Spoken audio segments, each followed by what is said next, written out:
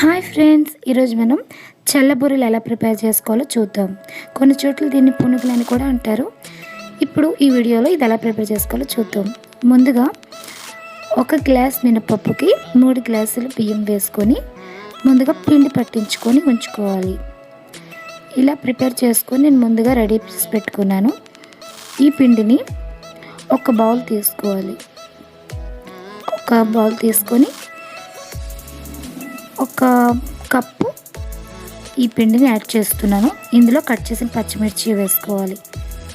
ఇందులోనే బాగా పులిసిన పెరుగుని ఒక 3 స్పూన్ల దాకా వేసుకోవాలి. మీరు కావాలంటే మజ్జిగను కూడా యాడ్ చేసుకోవచ్చు. ఇందులో రుచికి సరిపడే ఉప్పు, రుచికి సరిపడే కారం, జీలకర్ర 1/2 టీ స్పూన్, ఇంగువ 1 టీ స్పూన్. ఇంగువ కొంచెం ఎక్కువ వేసుకుంటే బాగుంటుంది.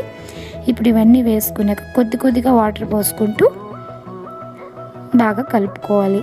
కొంచెం గట్టిగానే కలుపుకోవాలి, మరీ లూజ్గా కాకుండా మరీ గట్టిగా కాకుండా కొద్దిగా వాటర్ పోసుకుంటూ చూసుకుంటూ కలుపుకోండి. పిండిని ఎక్కువ లూజ్ అయిపోతే నూనె ఎక్కువ పీల్చేస్తాయి.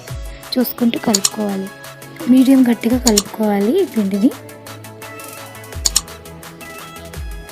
ఎక్కువ పలుచగా అయిపోతే నూనె పీల్చేస్తాయండి. అందుకని చూసుకుంటూ కొద్దిగా వాటర్ వేసుకుంటూ కలుపుకోవాలి.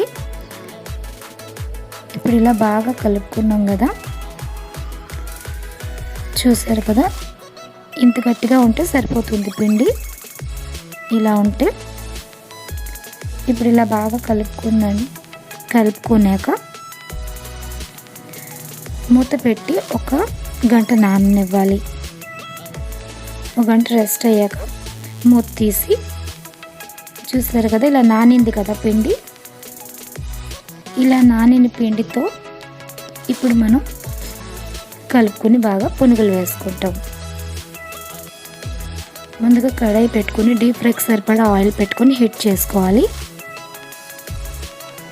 ఇందులో చిన్న పునుగుల్లా వేసుకోవాలండి, చిన్న బూరెల్లా వేసుకోవాలి.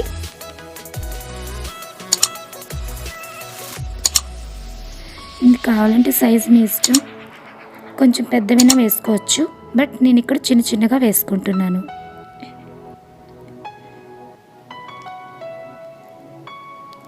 చూసారు కదా, ఇవి బాగా డీప్ ఫ్రై అవ్వాలి. కొంచెం కలర్ వచ్చేదాకా ఫ్రై చేసుకోవాలి.